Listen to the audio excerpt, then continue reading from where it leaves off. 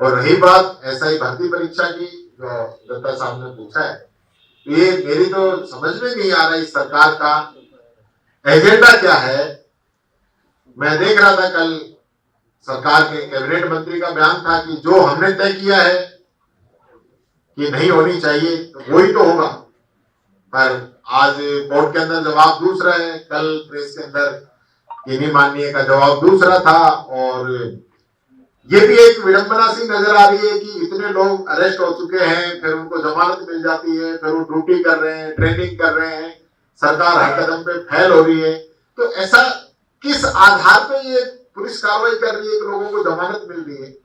कहीं ना कहीं कमियां हैं, जल्दबाजी है, या इनका जो टारगेट है वो कुछ और है। जो बहुत बड़ी बड़ी बातें कर रहे थे पेपर लीक के बारे में, मैंने उस समय भी कहा था कि पेपर लीक कोई राजस्थान का मुद्दा नहीं है। जहां बीजेपी की सरकारें हैं, चाहे हरियाणा है, चाहे गुजरात है, मध्य प्रदेश है, उत्तर प्रदेश है, यहाँ तक की भारत सरकार है, और यहाँ तक की कोर्ट की परीक्षाएं, यहाँ तक की रेलवे की परीक्षाएं, सारी परीक्षाओं कहीं ना कहीं पेपर लीक हो रही थी। भारत सरकार ने कानून बनाया, उससे 10 गुना कड़ा कानून राजस्थान ने बनाया। हमारे यहाँ पे जितने भी पेपर लीक पकड़े वो हमने खुद सरकार ने पकड़े।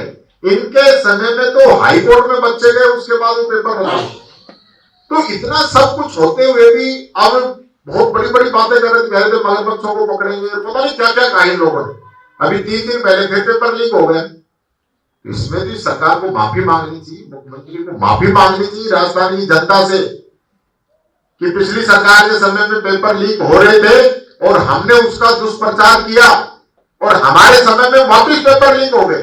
इनके तो कॉलेज स्कूलों तक के पेपर लीक हो रहे हैं। ये बात कर रहे हैं बड़े परीक्षाओं की, अभी तो परीक्षाएं कराई कहां है? परीक्षाएं शुरू होते ही लीक होने शुरू हो गए। और ये तो और बड़ी बात है कि ऑनलाइन पेपरों को कह रहे हैं कि सब पेपर लीक नहीं हुआ, वो तो ऑनलाइन उसको सोल्व कर रहे थे। अब जो पेपर ही ऑनलाइन है तो ऑनलाइन ही सोल्व करेंगे उसको, उसका कोई पेपर थोड़ी लीक होगा। ऐसे ऐसे बुद्धिजीवी लोग हैं बीजेपी के अंदर जो कह रहे हैं कि ये पेपर लीक नहीं हुआ, वो तो ऑनलाइन उसको सोल्व कर रहे हैं। भाई जो ऑनलाइन पेपर है तो ऑनलाइन ही सोल्व करेंगे उसको, कोई पेपर बना के थोड़ी लीक करेंगे। तो ये तो इनकी स्थिति है। चुनाव के समय कह रहे थे आरपीएससी को भंग करेंगे, अब कोई जिक्र ही नहीं कर रहा।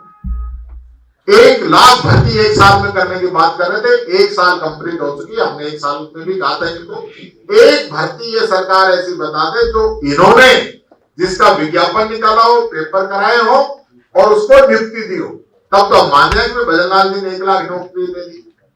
सिर्फ और सिर्फ झूठी बातें, दिखावा, कोई मतलब नहीं है। एक ड्रामा पूरी सरकार का चल रहा है। मुख्यमंत्री, मंत्री सब पर्चियों के भरोसे हैं, ऊपर से पर्ची आएगी उसी आधार पर काम करेंगे। आपने पेपर लीक की बात की 3 दिन पहले की, उस पर देवार सिंह मैडम ने कहा है कि कांग्रेस शासन के समय बसों में पेपर लीक होते थे और उसके ड्राइवर। भाई हमारे समय में तो पता नहीं क्या होता, आप अपनी बात करो यार। हमारे समय में हो रहा था तो आप चिल्ला ही रहे थे ना। अब ये कहना कि भाई कांग्रेस के में होता था तो हम भी इनके में बस में होते थे, ये ट्रक में पेपर लीक करेंगे, बहुत बड़ी बात कह दी मैडम साहब। इनसे मैडम साहब से पूछना कि भरतपुर क्राइम में नंबर 1 है। गृह राज्य मंत्री, गृह मंत्री, मुख्यमंत्री सब भरतपुर के हैं, क्राइम में नंबर 1 है। क्या हो रहा है उस पर जवाब देते, पेपर लीक की तो छोड़ो, और जिनको पकड़ रहे हो उनकी जमानत हो रही है। ऐसे काम चलने वाला थोड़ी है। सर पिछले विधानसभा सत्र में तो आप सबसे हिट साबित हुए और बहुत लोग सुनना भी चाह रहे थे। इस बार के लिए क्या खास तैयारी, किस तरीके से शैडो कैबिनेट हमारी बन चुकी है। हमने विधायकों को जिम्मेदारी दे दी है।